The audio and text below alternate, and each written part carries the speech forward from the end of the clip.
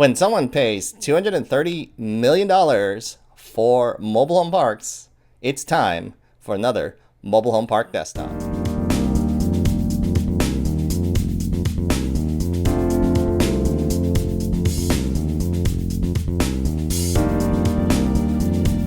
Welcome, mobile home park investors, multifamily investors, and others who see value beneath the surface to another edition of the Mobile Home Park Desktop, where I bring you the latest news and industry information and analysis about the mobile home park industry from my desktop. Today we have a really interesting topic to talk about. If you've been following the mobile home park acquisitions news, then you will have seen that recently the Carlyle Group made a $230 million purchase for 4 mobile home parks in Mesa, Arizona. So today we'll be looking at that acquisition and seeing if we can make sense for how they spent their cents. Oh, that's terrible. Anyways, stay tuned. All right, so here's the article for those of you that have seen it. This is the article about the Carlyle Group spending $230 million on 4 older Mesa mobile home parks. And so here is a look at those mobile home parks. I know it's probably hard to see here on the satellite imagery, but you can see it's located, they bought the 4 parks right in this area here. And it's located within this. If you zoom out, there's a ton of mobile home parks. These are all mobile home parks here, all around this area. The interesting thing about the Carlyle Group is they are no strangers to spending big bucks on mobile home parks. Because in 2015, the Carlyle Group actually bought this mobile home park in Sunnyvale, California, which is just a stone's throw away from Silicon Valley. It's called Plaza del Rey. And this article is not about the purchase. This article is actually about the disposition, their sale. So they bought this park in 2015 for $150 million for this property. And I believe this article was in 2019. They sold it for $237 million to Hometown America, or American Hometown, which is also one of the largest mobile home park owner-operators in the country. So in looking at the Mesa, Arizona park purchases, it's interesting because we do have kind of a baseline for how the Carlyle Group analyzes their acquisitions and subsequently what their plan of attack might be with the Mesa, Arizona parks. Now keep in mind, this is all purely speculation. This is all back of the envelope stuff, and this is nowhere close to the type of underwriting that happens when someone is going out and making a huge purchase like this, nor is it the type of underwriting that you should be doing when it comes to your own purchases. But I just thought it'd be fun to take a look at it and see if we could try to figure out what they were thinking and whether or not it makes sense. So let's take a look. So let's just start by taking a look at the area. So here on the left, we have Sunnyvale. Here on the right, we have Mesa. As you can see, healthy MSA populations, median income, wow, 92,000 in Sunnyvale. Again, this is very close to Silicon Valley, so that would explain why these median incomes are so high. 53,000 in Mesa. Take a look at this, median home prices in Sunnyvale, 868,000. I think in the zip code, the median home price was actually over $1 million. So extremely high median home values. 246 also very high.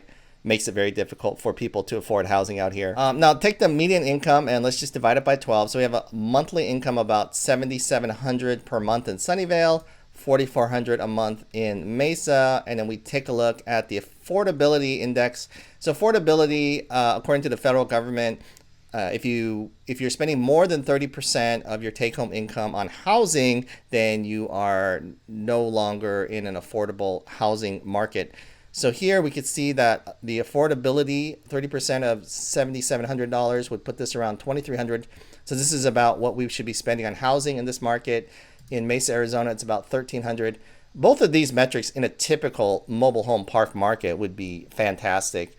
Typically, if we see over $1,000, then we know that a mobile home park is going to be able to offer some real value in terms of affordability for the residents. Just a comparison for you to think about. For example, across the UMH, which is the third largest publicly traded REIT dealing in mobile home parks, I think they average about $800 all in for their average mobile home park resident. And Sun, I think, is right around $1,000. So even, some of these bigger, larger, more polished operators, they are not as high of an all-in cost as what could be affordable in Sunnyvale and Mesa. So those are pretty good signs.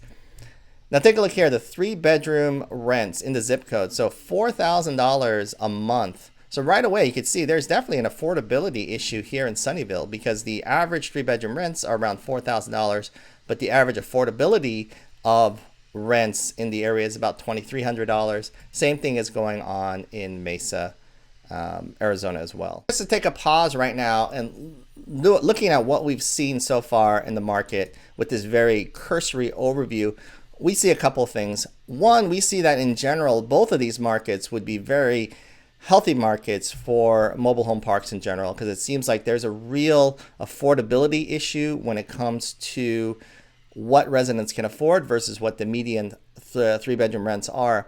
The other thing is, although these markets are extremely different in terms of median income and median home price, they are similar in the fact that both of them seem to be stressed when it comes to affordability. So you see here in Mesa, $1,700 as the average 3-bedroom rents, whereas $1,300 is affordable. Here in Sunnyvale, you see a real dramatic gap there between $4,000 and $2,300 as what is affordable. All right, let's take a look at the actual purchases now. So Sunnyvale was bought in 2015 for a price of $150 million for 800 lots. Right now in this analysis, I don't know what the occupancy was for Sunnyvale at purchase, at sale, and I don't know what the occupancy is for Mesa. So again, this is more just a theoretical exercise for us to take a look at that.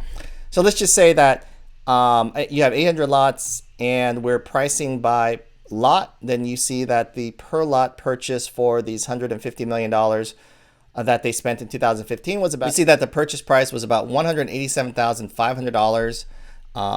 And the lot rents at the time of purchase were about $1,000.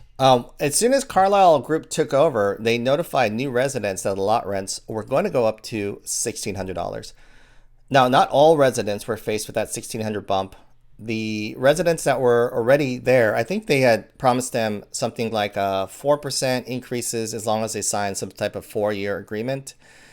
But the new residents were going to be charged $1,600 in lot rents, according to the LA Times article I read. That's about a 59% increase in lot rents. The lot rents go from $1,000 to $1,600.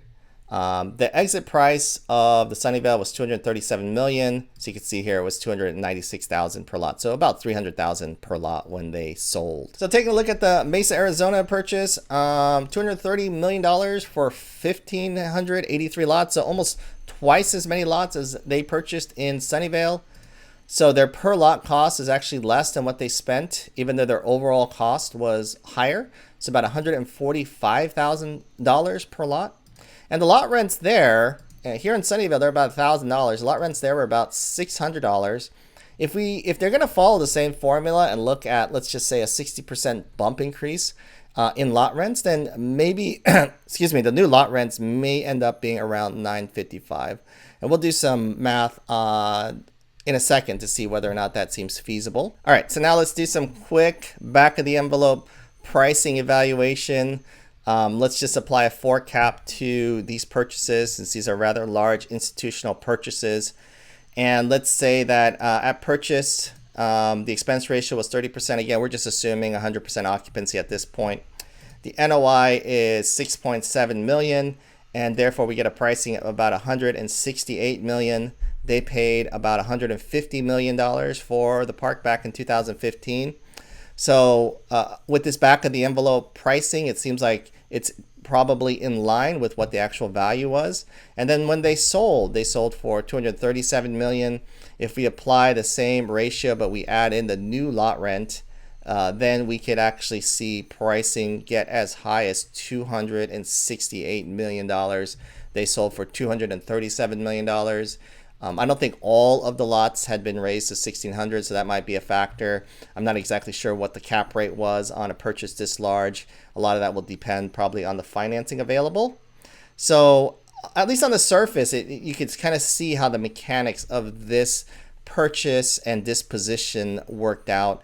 At least it seems like if they were able to push lot rents from 1,000 to 1,600, then sort of the value driven in terms of pricing seems justified, seems to be in line with what we expect to happen and kind of what did happen. So let's take a look at the Mesa Park. So let's kind of apply the same type of logic to the Mesa Park.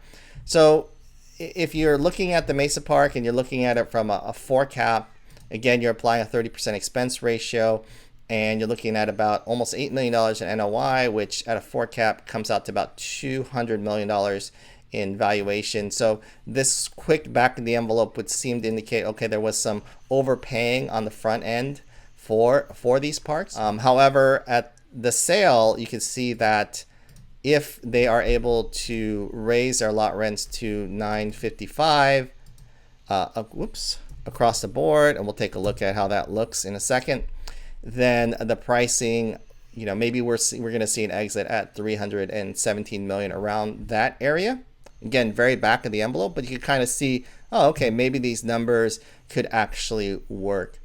Now, taking a look here at a sensitivity analysis, we look at all the different cap rates that could potentially happen at the exit, starting at 3.5, going to 5, and you can see all the different pricings that you could apply first on the purchase end and on the sales end. I'm not exactly sure what the cap rate is for a purchase this large. I do know that in infill Southern California, I have seen parks listed at lower than a 4 cap, or right around a 4 cap, or between a 3.5 and a 4 cap. So it doesn't make sense to me that something this large purchased by an institutional buyer could see a sub 4 cap, maybe even lower than that, especially with financing. I do know that on large purchases, $20, $30 million purchases, I have heard of interest rates being as low as 2.5% over 30-year AM. So there's very cheap financing out there. So from a back of the envelope standpoint, if they're going to institute this type of large increase in lot rents, you can kind of see the value proposition being there, that they should be able to exit for quite a bit more than what they purchased for. So let's take a look at this lot rent, and let's just see whether or not that's sustainable. All right, let's take a look at these two parks next to each other, and let's see if there is any rent elasticity in the market. Again, this is not saying that this is what Carlyle Group is going to do or what people should be doing. This is more just a exercise in finance and affordability to see where we end up. So let's take a look here at the lot rents. So Sunnyvale's at $1,000. The ratio between the rent and the lot rents and the 3-bedroom rents is about 24%. So this is 24% of the 3-bedroom rents. $599, this is about 33% of the 3-bedroom rents in the Mesa area. So let's see what happens when they increased their lot rents to $1,600. Then the ratio got up to about 39% of the 3-bedroom rents. And at $955, the ratio would go up to 53% of the 3-bedroom rents. Now, again, it's not just the lot rents. It's also about the house on top of it. So if you own a house and all you're paying is a lot rent, then obviously this is a much more affordable option for you than the 3-bedroom, than renting a 3-bedroom apartment. But a couple of things that you need to keep in mind is at some point those houses are going to have to be replaced. And so when they replace that housing, someone's going to have to come in and buy that house, and then either, if they can't pay for it all cash, they're going to be paying some sort of financing for that house. And in that case, we have to look at not just the lot rent, but also on top of that, how much the financing will cost, and see whether or not that all-in number is still competitive with the 3-bedroom rents in the area. I went on MH Village and I took a look at some of the housing prices. These are mobile home prices in the area, first in Sunnyvale and then in Mesa. On the high end, I saw in Sunnyvale about $375,000 for houses. In Mesa, I saw about $159,000 for houses. So if we take a 6% financing rate, a 20-year AM, we come up to a monthly payment on that of about $2,686.62. I did not account for the down payment here, but there would actually be a down payment, so this PMT would be a little bit lower. And for $159,000 purchase, so this was kind of at the upper end of what I saw in that market, we have about $1,100 PMT payment. So if you add that to the $1,600 lot rent for Sunnyvale, and if you add that to the $1,100 to the $955, then you see you have an all-in payment that is actually 117% of this 3-bedroom rent. So at this price point, if you're bringing in these brand new homes into these parks and you're adding in the lot rents, then there's no longer a pricing advantage over apartments. But again, in these markets, because these are very strong housing markets where there seems to be a lot of demand, it could be that mobile home parks are not competing as much against apartments as they are against traditional single-family home purchases. So that might be one thing that's going on. But you can kind of see, this is just from a baseline standpoint. Is it still affordable according to apartments? Well, according to apartments, at this point, the apartments are going to be more affordable. But if you take a look at the lower end of the market, so in Sunnyvale, I also saw houses selling for $175,000. In Mesa, I saw houses selling for about $75,000. These are mobile homes. And in some cases, I actually saw a lot of mobile homes trading around $25,000. So these are just used mobile homes, residents selling to new people that are coming in. And at that price point, you can see even when you add in the lot rent of $1,600, you're still at 70% of affordability in the market. And at Mesa, even when you add in the lot rent, you're at 83%